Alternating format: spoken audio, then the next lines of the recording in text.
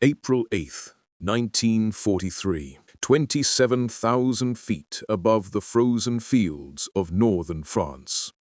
The sky is a canvas of ice and smoke. You can almost feel the biting cold seeping through leather flight jackets, wrapping itself around every bone. Lieutenant James Harrington grips the control stick of his P-51 Mustang, eyes darting between the altimeter and the oxygen gauge. The thin air outside is merciless, and inside something even deadlier lurks. A silent, invisible enemy. The oxygen valve hisses once, twice, then locks. The cabin fills with a whispering vacuum that steals the pilot's breath, steals his focus, steals his life. He shakes violently, fighting the fog in his mind. He knows the squadron's numbers. Of the last 10 missions, 4 didn't come back. And now it's happening again. A chokehold on life itself, 27,000 feet above enemy territory. Far below, the French countryside rolls by, unaware of the drama playing out in the clouds. Up here, it's only man versus metal, a tiny valve that could decide the difference between a pilot's safe return or a silent death. Somewhere in a small workshop back in Dayton, Ohio, a man sits at a workbench, hands resting on tools, sensing the invisible. Legally blind, yet able to read metal like Braille. Walter Mace could feel tolerances that would baffle the most experienced machinists. And today he would begin a redesign that would change the war and save thousands of lives. But how could a man who couldn't see finish what the sky demanded? Walter Mace's hands hovered over the cold steel on his workbench, fingertips tracing curves, edges, and the subtlest grooves. Most men measured metal with gauges, micrometers, and calipers. Mace measured it with intuition. A tiny imperfection, invisible to the eye, would sing to him under his touch. He was legally blind, yet in this dim workshop, filled with the scent of oil and the steady hum of lathes, he saw more than most could. Each piece of metal was a language, each joint a sentence, and for the P-51 oxygen valve that had haunted pilots at 27,000 feet, that language spoke volumes. Reports had poured in from the front, high-altitude missions plagued by failing valves, pilots losing consciousness mid-flight, entire squadrons hemorrhaging lives silently. No one could figure out why the valve jammed until Mace's hands met the parts. With careful, deliberate pressure, he rotated, twisted, and flexed the components. He felt what no chart could show, no engineer could predict.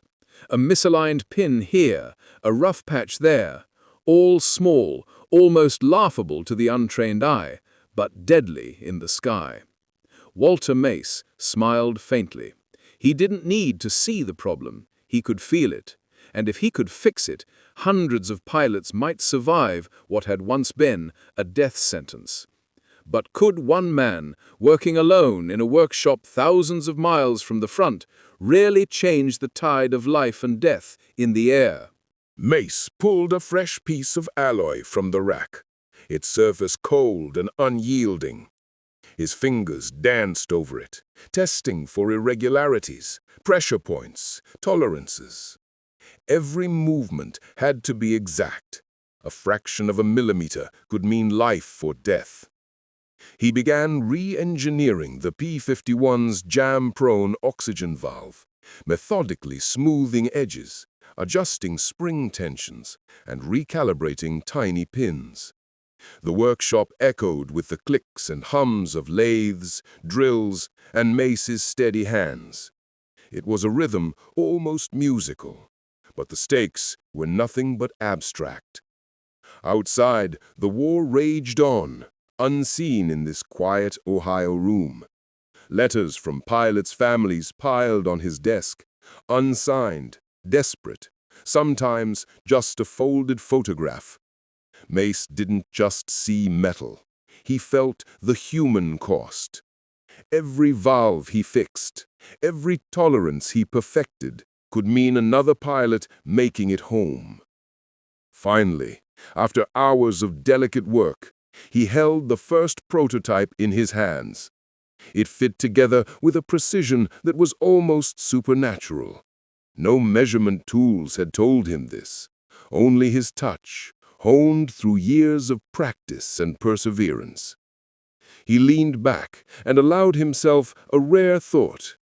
Could this one part, perfected by fingers that could barely see, actually stop the sky from claiming so many lives? But the real test was still ahead, sending it into the air, into the teeth of the enemy. And there, the stakes were absolute. April 15th, 1943. Just a week after Mace finished his prototype, Lieutenant Harrington climbs into his P-51 once again, engine roaring to life like a caged beast. The Mustang trembles under his hands, tires gripping the tarmac for a brief heartbeat before lifting into the cold dawn sky. The new valve waits silently in the oxygen line. It is untested in combat, unproven against the thin, merciless air that had claimed so many. Harrington's breath fogs the cockpit, beads of condensation forming where fear and cold meet. He climbs to 27,000 feet. The wind thins. Every instrument now carries the weight of human lives. Suddenly, a gust of turbulence rattles the plane. Harrington reaches for the oxygen valve, half expecting the usual choke, the familiar fog of unconsciousness creeping in. Nothing. The valve holds, steady, perfect. The cabin air flows freely, life returning to his lungs. Harrington glances down at his instruments, incredulous.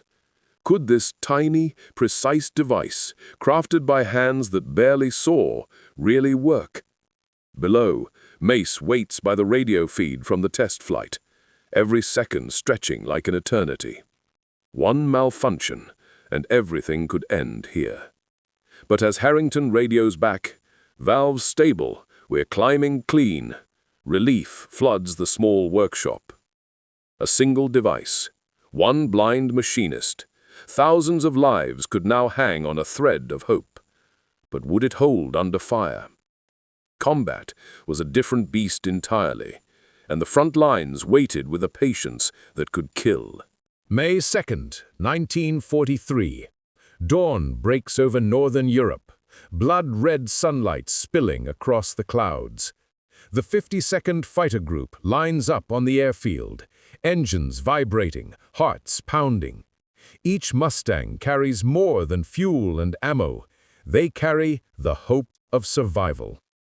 Lieutenant Harrington climbs again, the redesigned oxygen valve installed. Around him, squadron mates ascend into the thin, merciless air, their breaths shallow, nerves taut. Every pilot remembers the stories, comrades lost silently, their bodies returning cold and lifeless, eyes wide in terror. At 27,000 feet, the air is almost nothing. Without oxygen, the body betrays itself. But Harrington notices something different this time. The valve flows smoothly, the pressure steady. No hissing, no sudden vacuum stealing his breath. He can see the enemy fighters forming on radar and still think clearly. The first mission ends without loss. One plane returns where 3 might have fallen before. The squadron commander, Colonel James Whitman, notices immediately. "Something's changed up there," he murmurs, scanning the cockpit reports. Back in Dayton, Mace receives the first combat reports. His fingers, calloused and precise, rest on the workbench. He doesn't need to read the numbers to know. Pilots are coming home alive. For the first time, a small workshop and one blind machinist are making a direct impact on the war. But success in the air only invites scrutiny and replication. Could Mace scale his work? Could he save thousands more? Or would the enemy and mechanical failure find a way to strike back? News of the miracle oxygen valve spread slowly. Pilots are returning alive. Squadrons report unprecedented survival rates at extreme altitudes. The War Department takes notice, but not everyone believes a legally blind machinist could engineer a life-saving solution. Mace now faces a new battlefield: paperwork, bureaucracy, and skepticism. Senior engineers question his methods. "You can't measure what you can't see," one scoffs, peering over his glasses at Mace's meticulous hands. But the evidence speaks louder than doubt. Pilots are alive. That is proof enough. Even in his workshop, Mace feels the pressure. Every batch must be perfect. One faulty valve, one misaligned spring, and the life-or-death stakes of the sky will fall squarely back on his fingers. He works late into the night, hands raw, feeling the metal as if it were an extension of his own senses. Meanwhile, pilots who survive their missions write letters home, unknowingly fueling the legend of a man they've never met. The stories speak of hands that see with touch, a miracle worker hidden from the front lines. Mace doesn't seek fame, he seeks precision. Life or death is all the recognition he needs. But bureaucracies move slowly, and the war moves faster. Can one man's dedication outpace the machinery of both military and conflict? Or will his invention be swallowed by red tape before it can save even more lives? By the summer of 1943, the redesigned oxygen valve is standard issue across the P-51 fleet. Reports come in from pilots spanning Europe. Missions once considered death traps now see entire squadrons return intact. Fighter aces, new recruits, and seasoned veterans alike feel the difference. No more the silent, invisible killer stealing their lives in the thin, freezing air. In briefings and debriefings, the numbers are staggering. Casualties at high altitude drop dramatically. Pilots speak of clarity, of sharp reflexes even at 30,000 feet, and of life-saving oxygen flowing without interruption. Each story traces back, often unknowingly, to the hands of Walter Mace, the blind machinist in Dayton. Mace continues working tirelessly, refining, adjusting, and training other machinists to feel metal as he does. His techniques, once considered eccentric, become essential knowledge. The war front benefits from the quiet genius of a man removed from combat, but central to survival. Yet, the story is not just in statistics. There are personal victories. Young pilots who write home to see their families again. Squadrons intact where only losses were expected. The relief in letters to loved ones. He lives because someone cared about every tiny detail. And yet, as every soldier knows, the war is far from over. New planes, new altitudes, new dangers emerge. Could Mace's delicate, human-driven precision continue to match the relentless pace of war? The war is ending, but the stories linger. Pilots who survived high-altitude missions recount time and again how a single valve made the difference between life and death. Walter Mace's name travels slowly through the ranks, whispered, admired, almost mythic. A legally blind machinist who outsmarted the sky. Mace never sought glory. He continued working quietly in Dayton, hands moving over steel, feeling every imperfection, perfecting life-saving machines. For him, the victory was measured not in medals, but in returned pilots, in letters of thanks, in the soft exhale of a squadron landing safely. Decades later, historians and engineers would marvel at his technique, a combination of intuition, tactile mastery, and relentless focus. His redesign of the P-51 oxygen valve didn't just save planes, it saved lives, thousands of them. Fathers, sons, friends, husbands, all breathing because one man refused to let blindness define his limits. You can almost imagine him at the workbench today, hands tracing metal, sensing a world invisible to the eye, shaping fate, one precise touch at a time. And somewhere, in the cold air above the clouds, a Mustang pilot glances at a functioning oxygen gauge and inhales deeply, unknowingly relying on the genius of a man who could not see but could feel everything.